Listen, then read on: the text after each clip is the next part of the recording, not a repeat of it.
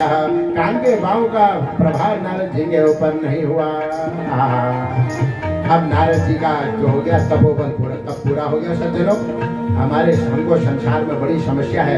यदि हमें कुछ प्राप्त हो जाता है ना तो हम उसको संभाल नहीं पाते हैं। यदि आपको कुछ संसार में कुछ प्राप्त हो गया उसको संभालना आना चाहिए। नारद जी ने काम को जीत लिया, तप कर दिया और नारद जी का तप सफल हो गया। पर अब नारद जी से यह तप जो हो रहा है वह पच नहीं रहा है, पचा नहीं पा रहे हैं। नारद जी इसको संभाल नहीं पा रहे हैं। अरे सज्जनों, हमें कोई संसार में महत्वपूर्ण वस्तु प्राप्त हो गई ना, उसको संभालना आना चाहिए। ये हमारे जीवन में बड़ी कमी हो गई है।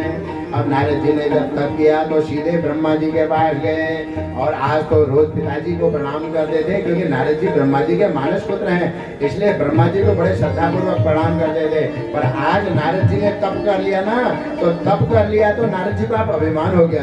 सज्जनों, हमें कुछ प्राप्त हो जाता है तो उसका अभिमान हमको हो जाता है, पर हमें होना नहीं चाहिए। इसलिए नारद जी को तप का अभिमान हो गया। आज अपने पिताजी को भी झुक करके प्रणाम ढंग से नहीं कर रहे हैं। और ब्रह्मा जी तो उनके पिताजी हैं, सब जानते हैं ब्रह्मा जी, इसलिए समझ गए ब्रह्मा जी अब इसका पतन निश्चित हो गया है। और इसके बाद उन्होंने अपने पिताजी को प्रणाम करा, तुरंत कैलाश लोक को चले गए। और कैलाश लोक में जब गए, धन्यस्तम शिव धन्याते माया सर्व विमोहने, शंकर भगवान ने आंख बंद कर रहे हैं।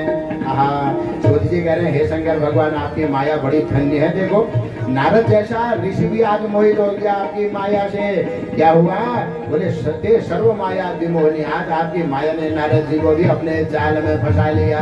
नारद जी शंकर जी के पास कैलाश लोग गए और शंकर जी को आज थोड़ा आदमी की चाल में ही फर्क पड़ जाता है। कुछ ज्यादा आदमी को मिल जाता है ना, उसकी चाल बदल जाती है। आदमी कहता है इसकी चाल ठीक नहीं चल रही है। आज नारद जी की चाल थोड़ी बदल गई है। क्यों? तब कर लिया ना, थोड़े बड़े आदमी बन गए हैं। इसीलिए शंकर जी को पता लग गया कि अब ये नारद को समस्या में पड़ने वाला है नारद। इसलिए क्या कहा, तब नारद अगवन शिव पाहि, अब नारद गवने शिव पाहि, तब नारद गवने शिव पाहि, तब नारद गवने शिव पाहि। चिता काम अहमिति मन माहे, चिता काम अहमिति मन माहे, बार बार दिन वहु मोनि तोहे, बार बार बिनवाहु मोनि तोहि, जिमियह कथा सुनायहु मोहे, दिव्य कथा सुनायहु मोहि। अरे नारद जी से शंकर भगवान ने कहा, अरे नारद जी ने कहा, क्या बात नारद जी, आज बहुत दिन के बाद कैलाश लोग आए हैं। नारद जी बोले, आपको पता नहीं है, अब आपके बाद मेरा नंबर भी आ गया है, तपस्वियों में दूसरे नंबर का हो गया हूँ। वैसे कह रहे हैं शंकर जी, देखो क्या कह रहे हैं, वैसे कह रहे हैं शंकर जी, मैंने सुना है एक बार कामदेव ने आपका तब वो कर दिया था, भंग कर दिया था, शायद मेरा नंबर 1 नंबर में आ गया है। देखो क्या, देखो देखो देखो, तो तब आने के बाद क्या कहने लगे, देखो बात बदल दी। बोले शायद मेरा नंबर अब पहले नंबर के तपस्वी में आ गया है। शंकर जी ने कहा, अरे बाप रे, आप तो कौन नारद जी हैं, आप तो ऋषियों में सर्वश्रेष्ठ और विष्णु भगवान के भक्त हैं, यही आपकी महिमा है, आप तपस्वी हैं। बोले अब तो आप 1 नंबर के तपस्वी बन गए, मेरे से भी ऊपर के तपस्वी बन गए। पर शंकर जी ने एक बात कही, शंकर जी ने क्या कहा, नैष्ठिको ब्रह्मचारी तुम, अरे आप ब्रह्मचारी हो, नैष्ठिक ब्रह्मचारी हो, ज्ञान वैराग्यवान सदा, अरे आप तो ज्ञान वैराग्यवान हो, अरे आपको काम कैसे पकड़ सकता है। पर एक काम करना, हे तात नारद प्राह धन्यस्तम शृणो मद्वचः, अरे नारद जी मेरी बात सुनो तो थोड़ी सी, क्या सुनो, वाच्य में वन कुत्रापि हरे रगरे विशेषतः, मैं तुम्हें एक बात बता रहा हूँ नारद जी, थोड़ा कान इधर बुलाओ। तुम्हारी कान में बता दो कि ये बात कान में बताने वाली है। क्यों? बोले जी जो तुमने तप किया है ना, इस बात को विष्णु भगवान को मत बताना। नारद जी को लगा देखो चल रहे हैं, क्योंकि मैं पहले नंबर का तपस्वी हो गया हूँ ना, भगवान की महिमा को कोई जानता नहीं है। शंकर जी की देखो नारद जी अंधे हो गए हैं, तब क्या अभिमान हो गया है ना उनको। ये अभिमान आदमी को नष्ट करके ही रखता है सज्जनों इस संसार में। जिसको भी अभिमान होगा इस संसार में नष्ट ही होगा। इसलिए नारद जी को भी अभिमान हो गया है, पर शंकर जी को पता है कहीं इनका पतन न हो जाए। इसलिए क्या कहते हैं, बोले आपने ये काम मुझसे कह दिया है, पर हे नारद जी मैं आपसे विनय कर रहा हूँ, जबकि इस बात को आप विष्णु भगवान के भाव को मत कहना, विष्णु भगवान के पास जाके मत कहना अपनी इस बात को। नारद जी को लगा बताओ ये शंकर भगवान भी मुझसे जलने लगे, बताओ मैं तपस्वी हो गया हूँ तो, इसलिए किम प्रभाव स्मरस्वामी। नारद जी कह रहे हैं अरे कामदेव मेरा क्या बिगाड़ सकता है शंकर जी, यदि मैंने बता भी दिया विष्णु भगवान को तो क्या बिगड़ेगा मेरा। इसलिए राम की न चाहे सोहे हो, राम की न चाहे सोई होई, राम की न चाहे सोई होई, राम की न चाहे सोई होई, करे अन्यथा अस नहीं कोई। करे अन्यथा नहीं और शंकर कोई। भगवान समझे राम चाहे सोई होई। इस संसार में हम कितने भी चिकड़म कर रहे हैं, पर भगवान जो चाहते हैं होता वही है, और जो हम चाहते हैं वो कभी नहीं होता है, न होगा। इसलिए राम जी से कहो जो बात कहनी है, शंकर जी से कहो जो बात कहनी है, वही चाहेंगे आपका कल्याण कर सकते हैं और कोई नहीं कर सकता है। इसलिए नारद जी को शंकर जी की ज्ञानात्मक और हित वाली बातें अच्छी नहीं लगी और कहाँ चले गए, बोले विष्णु भगवान के पास चले गए। आज तो विष्णु भगवान के पास गए तो नारद जी ने विष्णु भगवान को अच्छी तरह प्रणाम भी नहीं करा। क्यों? क्योंकि नारद जी के हाथ में जो देवदत्ता वीणा है ना, देवदत्ता स्वर ब्रह्मा नारद जी के हाथ में जो देवदत्त नाम की वीणा है ना, वो भगवान नारायण ने ही दी है अपने भक्त समझ करके। पर सज्जनों बुद्धि खराब हो गई है, क्योंकि तपस्वी का अभिमान जो हो गया है। या नारद जी ने विष्णु भगवान को अच्छी तरह प्रणाम भी नहीं करा, और विष्णु भगवान ने आंख बंद करके देखा नारद जी टेढ़े टेढ़े क्यों चल रहे हैं, थोड़ा सा अभिमान जैसा लग रहा है इनको। अरे समझ गए तब करके आए हैं, और समझ भी गए। शंकर जी ने कहा था विष्णु भगवान को मत बताना, पर नारद जी कहे अरे भगवान आपको एक बात पता है। बोले क्या? बोले आज तक आपने सुना था, बताओ इस संसार में सबसे बड़ा तपस्वी कौन है। उन्होंने कहा शंकर भगवान। उन्होंने कहा नहीं नारद मैं हूँ, मैं आपको पता नहीं क्या। बोले पूरे त्रिलोक में चर्चा चल रही है कि नारद जी ने काम को जीत लिया है, और आप भी मोहित हो जाते हो काम से, और शंकर भगवान भी मोहित हुए। एक मैं हूँ जो आज काम को मैंने जीत लिया है, इसलिए बताओ सबसे श्रेष्ठ कौन हुआ इस संसार में। विष्णु भगवान ने कहा आप ही तो हुए सर्वश्रेष्ठ। पर भगवान विष्णु ने देख लिया अरे मेरा भक्त है ना, ये देख रूप मुनि बिरति बिसारे, ओ देख रूप मुनि बिरति बिसारे, बड़ी बार लगे रहे निहारे, बड़ी बार लगे रहे निहारे। विष्णु भगवान समझ गए नारद जी मोहित हो गए हैं। अच्छा भगवान ने कह रखा है नमे भक्त प्रणेशते, भगवान को चिंता होगी आज मेरा भक्त नारद का पतन हो जाता है, क्या करें, इसको बचाना होगा। इसलिए नारद जी को अभी अभिमान हो गया था मैं सबसे बड़ा तपस्वी हूँ।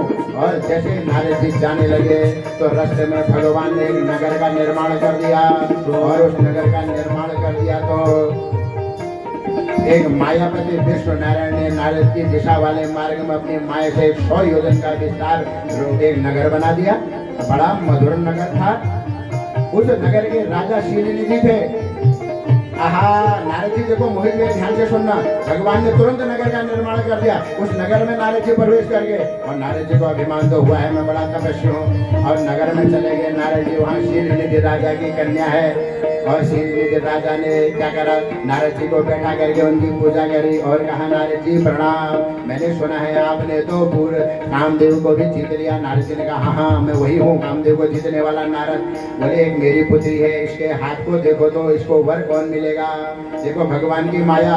नारद जी ने शीलनिधि राजा की कन्या की हाथ को जब पकड़ा और हाथ पकड़ करके कन्या की हाथ जब नारद जी के हाथ में आ गया तो कन्या के कोमल हाथ का जब नारद जी से स्पर्श हुआ तो नारद जी मोहित हो गए। हमारे व्यासी कहते थे, नारद जी ने जब गुदगुदा हाथ हाथ में आया तो मोहित हो गए। अब गुदगुदा हाथ जब नारद जी ने पकड़ा तो सारा तप गायब हो गया। नारायण क्या सोचने लगे, नारद जी इससे तो मैं विवाह कर लेता, क्योंकि अब तप कर लिया है ना, तो बोले मेरा विवाह इससे हो सकता है। नारद जी मोहित हो गए उस पर। ये सब भगवान की लीला थी, विष्णु भगवान की। अब शीलनिधि राजा ने कहा, बताओ इसका पति कैसा होगा। नारद जी बोले, उसने काम को विजय किया होगा, बड़ा तपस्वी होगा, भगवान का भक्त होगा। नारद जी ने सब अपना वर्णन कर दिया। बोले ऐसा इसका पति होगा। नारद जी बड़े खुश हो गए और बोले बड़ा सुंदर होगा।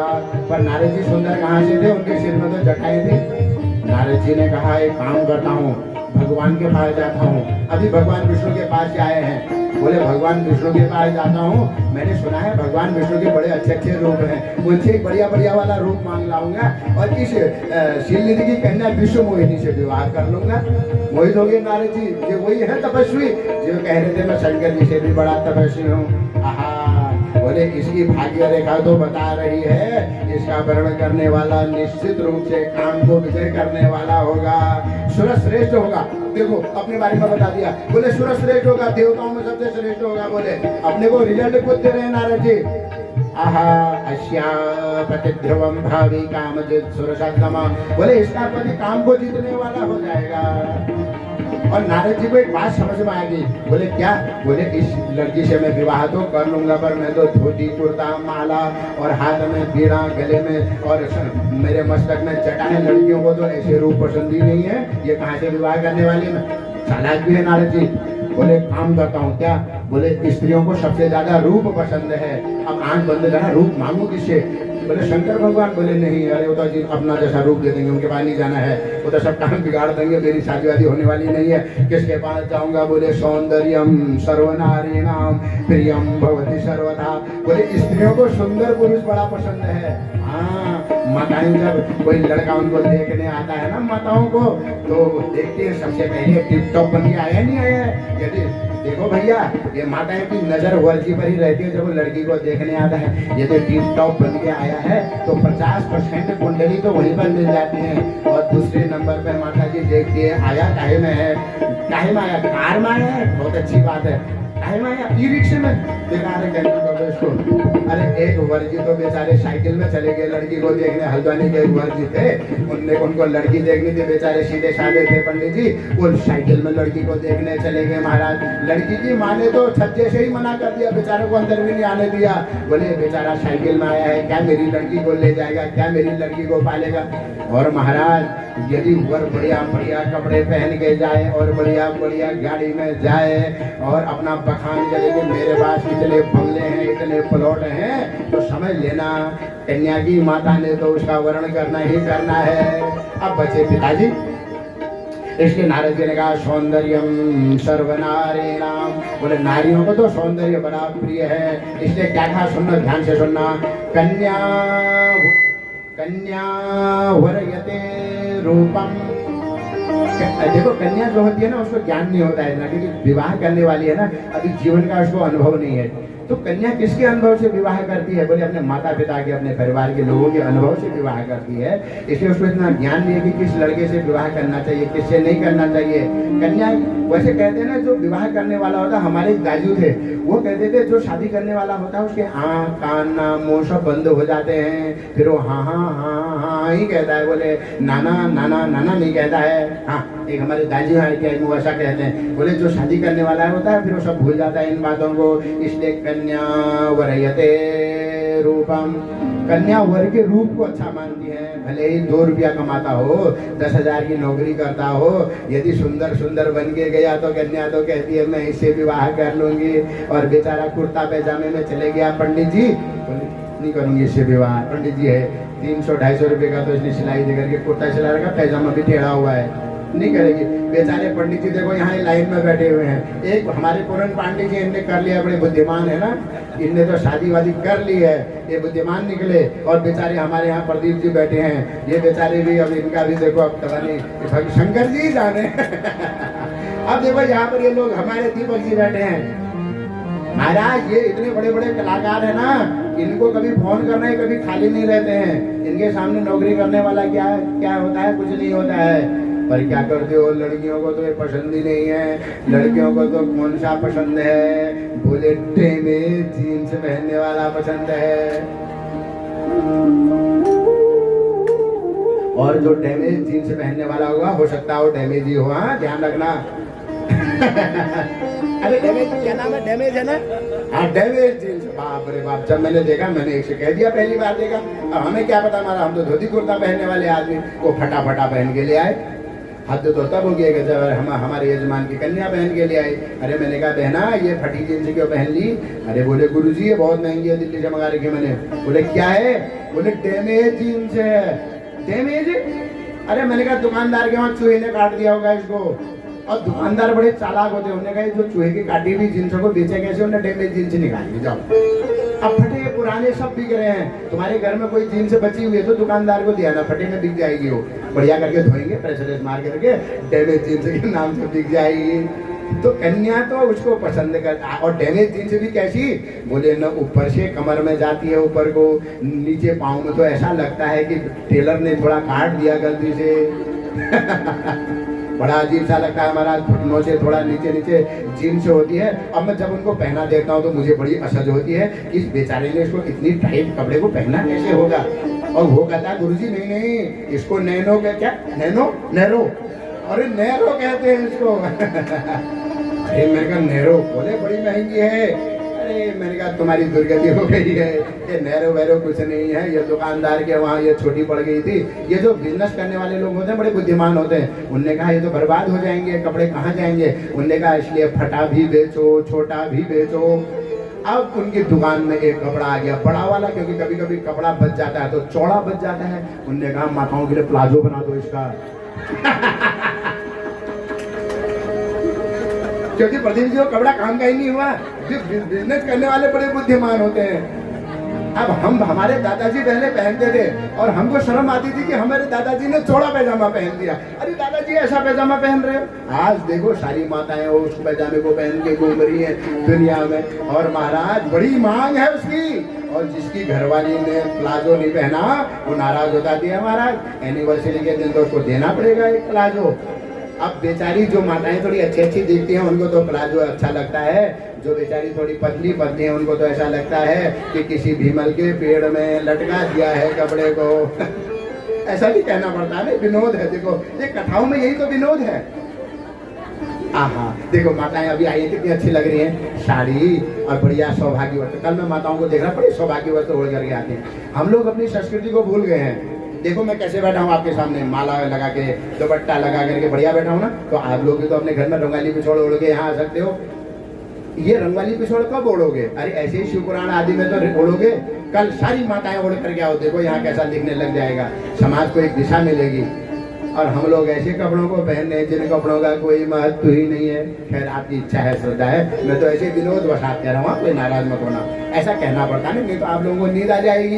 यही तो कथा का सौंदर्य है। इसलिए दृष्टांत कुशलो धीरा वक्ता कार्यो निष्प्रह। इसलिए दृष्टांत देने में वक्ता माहिर होना चाहिए। दृष्टांत किताब में थोड़े पढ़े जाते हैं, दृष्टांत तो सबके बीच में होते हैं, वहीं से लो उन्हीं को दे दो।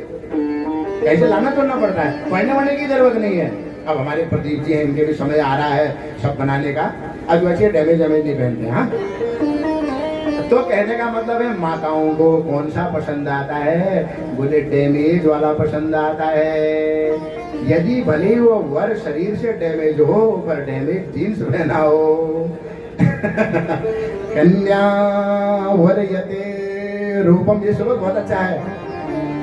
माता वित्तम, कन्या की जो माता है ना वो चाहती है जो मेरा जमाई है नोट वाला हो, जब मेरे घर में आए ना महंगी महंगी कार में आए, थोड़ा कॉलोनी में मैं भी अपना मेरा जमाई है। अब बेचारा दीपक जी गए लड़की के वहाँ, मोटरसाइकिल में भी खट खट खट खट, हीरो पुक हमारी ये है 2 पहियों की लॉरी, जो सासू दरवाजे में थी अंदर को चली गई हो। देखा क्यों करो अपन चली क्या करेंगे। ये देखो महाराज, ये संसार ऐसा ही है। तुम धनवान हो ऐश्वर्यवान हो तो तुमसे आदमी प्रभावित होता है। आप बढ़िया कपड़े वपड़े पहन के जाओ ना किसी पार्टी में, बढ़िया बढ़िया कार से उतरो तो हर आदमी की नजर आप पर रहती है। और आप थोड़ा गरीब गरीब बन के जाओ, एक आदमी कोई गलती से आ गया है। तो कन्या वरयते रूपम, ये कन्या तो रूप को, और माता माता वित्तम, ये माताएं बड़ी होशियार होती हैं। वर से बात करते करते सब पूछ लेती हैं तो तुम प्लॉट ले छे कहाँ से, अच्छा कब तुझे पे खाली बोल 5000 स्क्वायर फुट हॉल ने बरको लेने बड़ मुश्किल 1200 ले रखो, आप तो 1000 के कोनी 500 कार करके ठाड़वे बरको कार कालीवन में मत तनख्वाह 15000 से, तो मन बना लेती है इसको मना कर दूंगी अभी, हाँ कहती हूँ। हाँ 1000 स्क्वायर फुट में क्या बनाएगा है। अब देखो हमारे जजमान जी ने 1000-1200 तो ऐसे छोड़ रखा ना घर के पीछे, अब कहाँ से शादी हो बेचारे की। इसलिए यदि किसी के लड़के की शादी नहीं हो रही, भैया सब अपने अपने प्लॉट व्लॉट बढ़िया खरीद दो हल्द्वानी में। तुम्हारी शादी न होने का पहला कारण है तुम्हारे पास धन नहीं है, प्लॉट नहीं है, और फटे फुटे कपड़े पहनना शुरू करो, और बालों को भी थोड़ा टेढ़े मेढ़े बनाओ जैसे घोड़े के नहीं होते आगे वो। थोड़ा स्टाइलिस्ट रहो, बेचारे सीधे साधे पुरन जी जैसा कहाँ पसंद करेंगे लोग कहते हैं पुरन जी सीधे आदमी है, तो बेचारे 3-4 महीने में 2 बार बाल काटते हैं। पीछे को कर दिए पुरन जी ने, कहा कौन काटे कौन दे, नाई को 100 रुपया।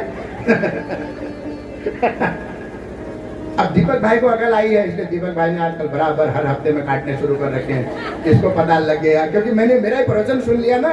अरे मेरे सबसे बड़े श्रोता तो ये हैं, ये होशियार हो गए मेरे प्रवचन सुन करके। बड़ी बुद्धिमान हो गए। किशोर प्रभु ने अपना धोती कुर्ता छोड़ दिया है मेरे बात सुन करके, सामने चला रहे किशोर प्रभु जी। ये बेचारे भी ढूंढ रहे हैं अभी कन्या, इनके माता पिता तो थक गए हैं ढूंढने में। मैंने कहा प्रभु जी धोती वोती पहनना बंद कर दो। बोले प्रभु जी आपने पहनी है। अरे मैंने कहा मैंने तो एक दिशा को ठग दिया है, अब मेरे को कोई फर्क पड़ने वाला नहीं है। दिशा को ठग दिया मैंने, समझते हो, एक दिशा से मैंने विवाह कर लिया है, मतलब मेरा विवाह हो गया है। इसको दिशा को ठगना बोलते हैं। इनने अनेक दिशाओं को ठगना है तो इनको अभी समझाना पड़ता है कि भैया चकाचक रहना, जेब में 2 रुपया हो बात 2 लाख की करो, तभी कन्या की माता खुश होने वाली है, नहीं तो मना कर देगी। और सारा कन्या की माता के हाथ में, पिताजी की चलती नहीं है। तुम चुप रहो को नाजी कौन तुम बलान नहीं हो। तुम बलान नहीं पछाड़ना। अरे मैं जब समाज में जाता हूँ मुझे बड़ा आनंद आता है बातों को सुनने में। हाँ मैं भी मगन रहता हूँ, अंदर ही अंदर हंसता हूँ, बाहर नहीं। फिर मुझे बुलाएंगे नहीं अगली बार। आप लोगों को कैसे सुनाऊंगा मैं बातों को। ये देखो कथा का आनंद देखो। कन्या वरयते रूपम और माता वित्तम श्लोक है। पिता गुणम, पिता सोचता है नहीं गुणवान होना चाहिए। ये फटी जीन्स पहनने वाला पिताजी को अच्छा नहीं लगता, कपड़ा फटा पहन के, ठीक है ना। पिता गुणम, पिता को तो गुणवान जमाई चाहिए कि समाज में मेरा जमाई है कहने के लिए प्रतिष्ठा बढ़ जाए। पिताजी चाहते हैं, ससुर जी चाहते हैं इसके बाद पैसा कमी हो, गुणवान हो, समाज में इसकी प्रतिष्ठा हो, समाज में इसकी इज्जत हो, और लोग कहें मेरा जमाई है। ये देखो पिता गुणम। और बांधवा कुलम इच्छन्ति, बंधु बांधव सोचते हैं हमारे कुल का है नहीं है, कहीं कल को हमारी नाक भी कट जाएगी। और मिष्ठान्नम इतरे जना, ये जो शादी ब्याह में आते हैं ना, बढ़िया बढ़िया धोती होती चपका कर करके, बढ़िया बढ़िया कोट पैंट पहन करके, आदमी सोचता है मेरे से मिलने आए हैं, आपसे मिलने नहीं आए हो, वो ये देखने आए कि तुमने खाने में क्या बना रखा है। और देखते हैं वहाँ बढ़िया बढ़िया बन रखा है, 2-3 प्रकार की आइसक्रीम है, कोल्ड ड्रिंक भी है, चाउमीन भी है, चाट भी है, आज तो मोमो भी आने लग गया है। उन्हें मोमो भी है, आहा बोले बहुत ही बढ़िया शादी थी। और यदि बेचारा कन्या का पिता गरीब होगा, थोड़ा कम बनाया होगा, बोले बेकार शादी। देखो बांधवा कुलम इच्छन्ति मिष्ठान्नम इतरे जना, उनको तुमसे कोई लेना देना नहीं है। तुम्हारा वर अच्छा हो, तुम्हारी कन्या अच्छी हो, उनको तो खाने से मतलब है। वो खा पी करके खाएंगे भी और प्लेट में बर्बाद करके भी जाएंगे। उनका काम है वो आधा खाएंगे आधा बर्बाद करेंगे। जब तक वो बर्बाद नहीं करेंगे उनकी आत्मा को चैन नहीं मिलेगा। सज्जनों, एक कन्या का बाप अपने जीवन भर अपने पांव और नाक घिस करके उस पैसे को कमाता है। इसलिए जब किसी कन्या के विवाह में जाओ, पहले तो खाओ कम और कम खाओ, पहले तो न खाओ। कन्या के विवाह में जाकर के खाने का कोई बहुत ज्यादा महत्व नहीं है। थोड़ा खाओ, बर्बाद मत करो। हाँ, ये थाली में लेकर के, और अपने बच्चों को भी समझाया करो। थाली में लेते हैं, आधा खाते हैं, सीधे प्लेट में डाल देते हैं। तुमने तो उस प्लेट को वहां गिरा दिया। वो बेचारे के ललाट में 1500-2000 रुपये कैटरिंग वाले ने लिख दिया है। 2000 रुपये की 1500 रुपये की प्लेट होती है, वो बेचारा कहाँ से देगा? तो भैया हम एक दूसरे को सहयोग करेंगे तभी तो समाज बना रहेगा ना बढ़िया। तो इस भाव से जाओ कि इस बेचारे का कुछ चीज बर्बाद नहीं होना चाहिए। यदि उसने बना भी रखा है तो हमारा कर्तव्य है अन्न का बर्बाद न करें। यदि बच भी जाता है ना, तो वृद्धाश्रम आदि अनेक गरीब लोग बैठे हुए हैं, उनको पैक करके उस भोजन को पहुंचा दो, उसकी कन्या को आशीर्वाद देंगे। सज्जनों, इस प्रकार का थोड़ा भाव अपने मन में रखो। दूसरे के वहां जाकर के थोड़ी बर्बादी करने से हमको बचना चाहिए। देखो आप लोगों को पता ही होगा कितनी बर्बादी होती है अन्न की, कैसे हम लोग बर्बाद कर देते हैं ना। यदि हम लोग थोड़ा थोड़ा खाएंगे तो बनेगा भी कम, कन्या के पिता का खर्चा भी कम लगेगा। वो तो जो कन्या का पिता है बेचारा, वो जानता है उसने कितना खर्च किया है। जो कन्या का पिता नहीं है उसको पता नहीं है कि खर्चा कितना होता है विवाह में। महाराज, आज के समय में विवाह करना कोई मजाक बात है क्या?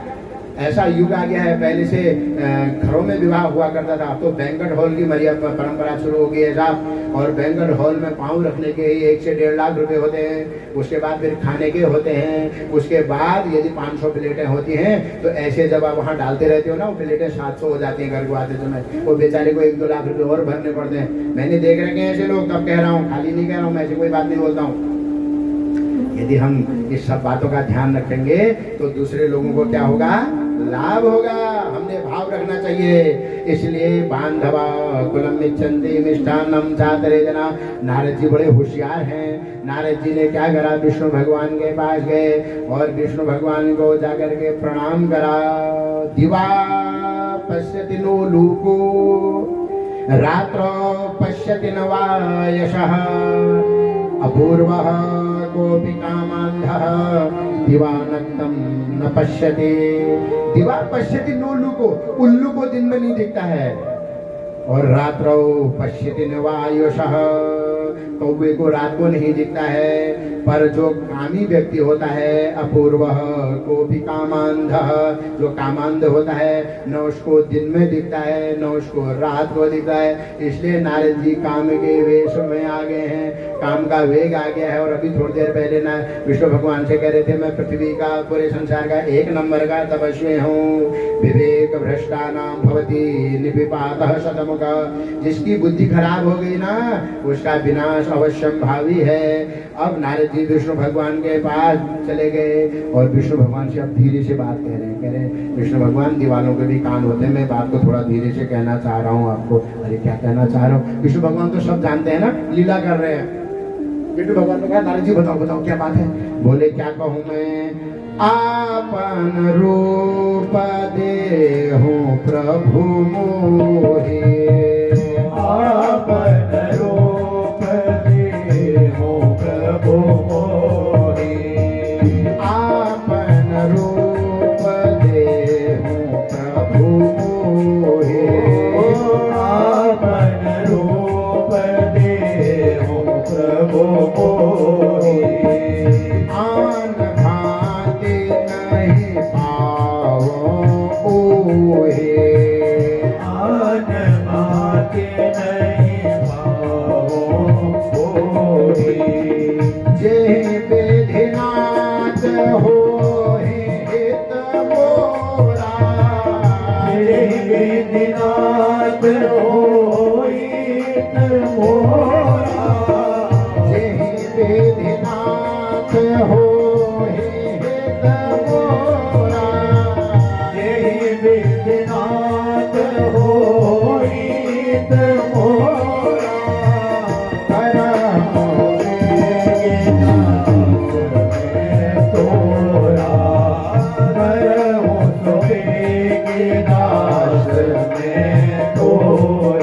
अरे नारद जी कह रहे हैं भगवान आपन रूप देहो प्रभु मोही है, भगवान अपना रूप मुझे दे दो। क्यों? बोले आपके पास बड़े सुंदर सुंदर रूप हैं, इसलिए तो लक्ष्मी जी ने आपका वर्णन कर लिया है। अरे भगवान विष्णु ने कहा अभी तो आप थोड़ी देर कह रहे थे मैंने बड़ा तपस्वी हूँ मैं, और एक नंबर का तपस्वी अभी क्या हो गया है? नारद जी कहते हैं मेरे मन एक कन्या आ गई है, उससे विवाह करने का मन हो गया है। विष्णु भगवान ने थोड़ा मुंह उधर कर करके हंस लिया थोड़ा सा। क्यों? ये भगवान ने कहा ये हंस गया तो ये पहचान जाएंगे नारद जी, ऐसे न। हाँ। विष्णु भगवान ने कहा जाओ जाओ मैं अपना रूप दे दूंगा। बोले कौन सा रूप देना? बोले जो तुम्हारा बहुत अच्छा रूप है वो वाला देना।